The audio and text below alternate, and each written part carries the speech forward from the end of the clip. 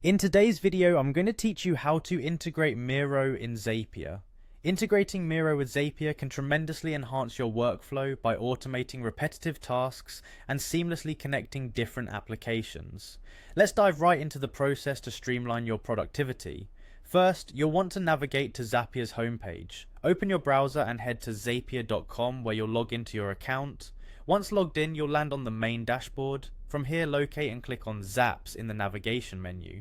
This will take you to a list of any existing workflows, known as Zaps, that you've created or interacted with before. To start a new project, click on the Create button.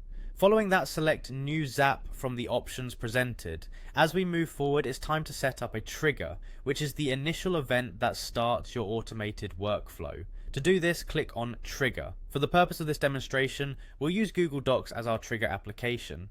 In the trigger setup, you'll opt to choose an event, and here you'll select New Document. This means that every time a new document is created in Google Docs, it will kickstart the automated process. The next step involves connecting your Google Docs account to Zapier. Click on Connect Google Docs and you'll be prompted to authorize Zapier to access your Google account.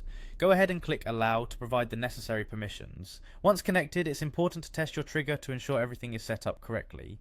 Click on Test Trigger, and after a successful test, you're ready to move on. Hit Continue to proceed. Now we'll focus on setting Miro as the action app. This is where the action takes place upon trigger activation. Use the search bar to find Miro.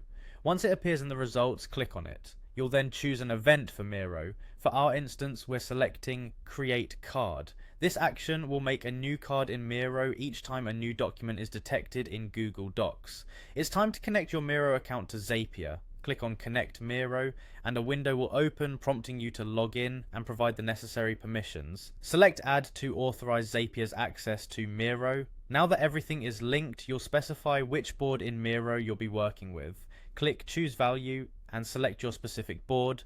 The final steps include testing your setup. Click Test Step to ensure everything works as intended. Following a successful test, you're now ready to automate the workflow by clicking Publish, and voila! Your integration between Miro and Zapier is all set. By following these steps, you have streamlined a significant part of your workflow, saving you time and effort on manual data management.